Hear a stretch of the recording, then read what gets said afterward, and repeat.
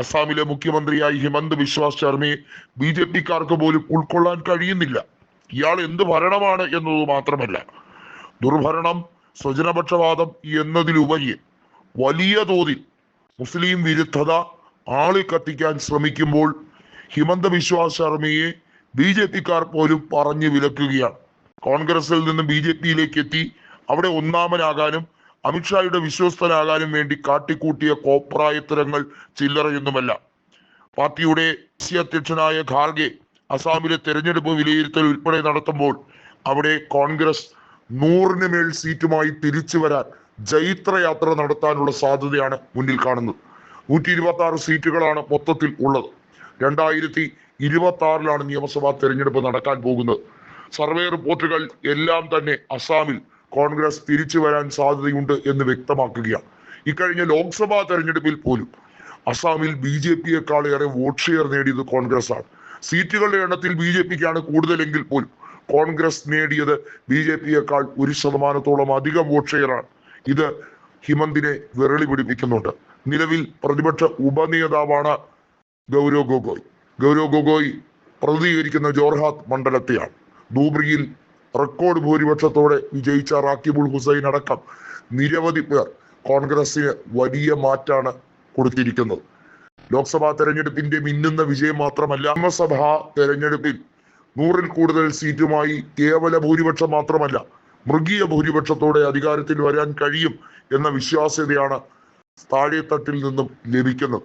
2 കാരണങ്ങൾ കൊണ്ടാണ് അസാമിൽ വലിയ തോതിൽ പ്രക്ഷോഭം ഉണ്ടാകുന്നത്. ഒന്ന്, അവിടെ നമുക്കറിയാം NRC നടപ്പിലാക്കാൻ ഹിമന്ത് അവിടെ നടത്തിയ ക്രൂരമായ വേട്ട. അത് ജനജീവിതത്തെ ദുസ്സഹമാക്കി എന്ന് മാത്രമല്ല, അവിടെയുള്ള റെസിഡൻസിനെ, ലോക്കൽ റെസിഡൻസിനെ, അവർ ന്യൂനപക്ഷക്കാരെ ആണെങ്കിൽ, അവർ മുസ്ലിം വിഭാഗത്തിലുള്ളവരാണെങ്കിൽ അവരെ തല്ലി ഓടിക്കാനും നാട് കടത്താനും BJP-യുടെ ഗവൺമെന്റ് ശ്രമിച്ചു. ഒരുപക്ഷെ മുൻപ് ഗവൺമെന്റ് ഉണ്ടായിരുന്നത് BJP-യുടേതാണ്. 2016 BJP-യുടെ സർവാനന്ദ സോനോവാൾ മുഖ്യമന്ത്രിയായിരുന്ന കാലഘട്ടത്തിൽ പോലും ഇത്രയധികം പരുഷമായ രീതികളൊന്നും അവലംബിച്ചിട്ടില്ലായിരുന്നു. BJP-യുടെ ട്രബിൾ ഷൂട്ടർ എന്നറിയപ്പെടുന്ന ഹിമന്ത് ബിശ്വാസ് എല്ലാ രീതിയിലും കോൺഗ്രസ് നേതാക്കളെ എല്ലാം പിടിച്ച് ജയിലിലടയ്ക്കും. അവരെയൊക്കെ വേണ്ട രീതിയിൽ കൈകാര്യം ചെയ്യും. വേണമെങ്കിൽ ഞങ്ങൾ അതിനുവേണ്ടിയുള്ള നീക്കങ്ങൾ നടത്തും, പോലീസിനെ അതിനുവേണ്ടി ഉപയോഗിക്കും എന്നൊക്കെ പറഞ്ഞ് ഭീഷണിപ്പെടുത്തുകയാണ്. നമുക്കറിയാം, തരുൺ ഗൊഗോയിയുമായുള്ള അഭിപ്രായ വ്യത്യാസത്തിലാണ് ഹിമന്ത ബിശ്വാസ് BJP-യിലേക്ക് ചേർന്നതും വളരെ പെട്ടെന്നാണ് അദ്ദേഹത്തിന്റെ വളർച്ച. ഗൗരവ് ഗൊഗോയ് കൃത്യമായി പറയുന്നുണ്ട്, അസാമിൽ തിരിച്ചടിക്ക് സമയമായി കഴിഞ്ഞിരിക്കുന്നു. ഇപ്പോൾ വോട്ടർ പട്ടികയുടെ റിവിഷനുമായി ബന്ധപ്പെട്ട് ബീഹാറിൽ നടക്കുന്ന കോലാഹലങ്ങൾ വലിയ രീതിയിലുള്ള അനിശ്ചിതത്വത്തിലേക്ക് കാര്യങ്ങൾ നീങ്ങുകയാണ്. ഭരണകക്ഷികൾക്ക് വലിയ തോതിൽ വോട്ടർ പട്ടിക ചോർത്തി നൽകുന്നതുമായി ബന്ധപ്പെട്ട കാര്യങ്ങളും അസാമിൽ നടക്കുകയാണ്.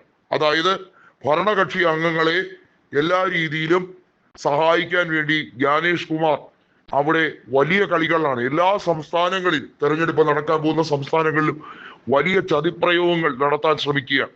ഏകപക്ഷീയമായി തെരഞ്ഞെടുപ്പിനെ കൊണ്ടുപോകാനുള്ള നീക്കമാണ്. തങ്ങൾക്ക് അനുകൂലമായ ഗ്രൗണ്ട് സർവേ റിപ്പോർട്ടുകൾ പക്ഷേ റിസൾട്ട് വരുമ്പോൾ എന്തുകൊണ്ട് തിരിയുന്നു എന്നതിന് വളരെ വ്യക്തമായ കാരണങ്ങളുമുണ്ട്. ഇതിനെ മറികടക്കാൻ ഇപ്പോഴേ തന്നെ ജനങ്ങൾക്കിടയിലേക്ക് ചെല്ലുകയാണ് ഖാർഗെയും രാഹുലും.